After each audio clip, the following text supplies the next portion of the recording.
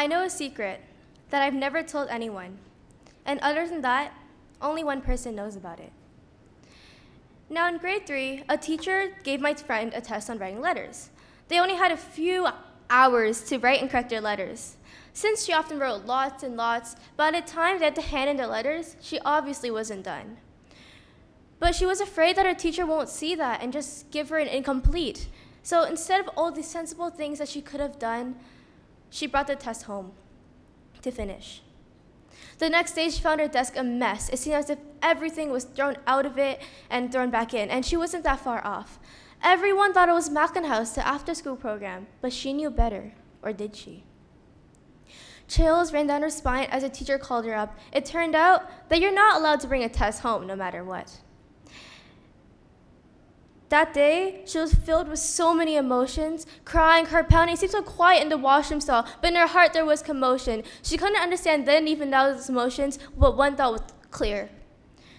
How am I supposed to tell my parents? Not just because she was scared, but mostly because she didn't understand and didn't want them to feel ashamed or disappointed to have her, their daughter, do something like that. She thought if she told them, they'll get angry at her and won't accept her for doing that. She took her test with a bunch of paperwork and signatures that she couldn't read or want to understand and crumbled it up while thinking that if I threw it away, maybe I'll forget about it. She ended up getting an R and failed the test. She would have been able to explain to her parents, but she didn't know that. This year, when she started to open up, she never felt so much more carefree. She never noticed the burden of carrying oneself alone until she didn't have that much of a burden anymore. Sure, she still has her little secrets. Sure, she's still a little insecure. But she really believes in letting light flood through your window, pull down curtains, let someone poke their eye in your little den full of insecurities. Sometimes we fall, something happens, and someone asks, "Are you okay?" The first thing that I think is, "No, I'm not okay. What does it look like?" Or, "Just go away." When that person really cares, or they wouldn't have asked. So while we need to speak up, we should also let someone peek in. It's a two-way street. Others will only listen if you reveal. Ever feel like you're misunderstood or alone? Sorry, autocorrect. Never feel like you're misunderstood or alone. Since this has never happened to her, she didn't know whether or not it was okay to make this mistake. We shouldn't hide away the fact that we are scared sometimes or that we're not fine. People will only listen if you reveal. It's a two-way street, unlike in New York, where there's only one way. If you're afraid, look past those butterflies. Everyone telling you that you are wrong is that foundation propulsing you forward to make your opinion known. If you're afraid, don't pin down those butterflies either, because they will always let you know that there are people who will disagree and will treat you wrongly. Use those bricks and sticks and stones thrown at you to create something beautiful and to let others know how you feel. If still no one listens, don't be discouraged.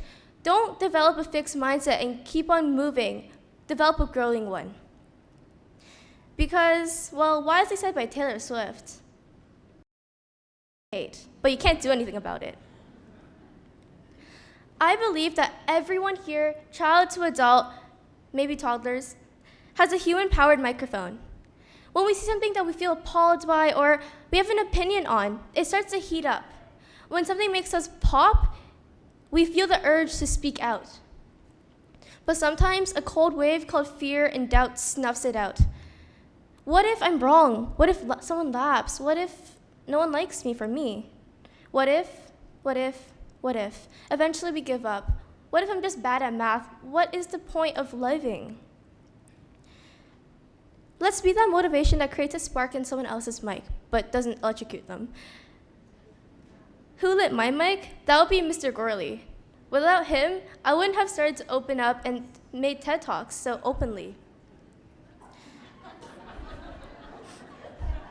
Sorry, your head's on fire. Let your voice be heard. This applies mostly to students because of student voice, but this can be for anybody. I believe that words are more powerful than mere actions. And that's the whole point of having a Quest conference, a TED Talk, student voice, to make a change by using our voices. That may sound cheesy, but it's really true. I'm quoting Mr. Gorley here. It's not just the environment, it's the ideas, the people, and the sense of belonging that makes this so special. We don't open up in fear of being judged, but if you bottle up your emotions, someday you'll pop, and not in a good way. People are like mussels.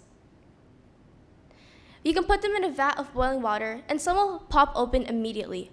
Some will have to float around the water for a little bit, but they will release eventually. Others may never open up at all, no matter what sort of hot water they are in. Ryan J. Martin, A Different Familiar. I talk to myself all the time and make up scenarios in my mind, but instead of having these fake imaginary conversations, why not have real ones, not isolate it all away? My call to action isn't just for teachers and educators, it's for anyone. Between 25 to 30% of the Canadian population reported has been going through or had been going through what I call the lonely stage. To make this number seem more real, that's about 250 to 300 people in this crowd. This is a real statistic, and that's just the ones reported. Now here's what I want us all to do, to be more present.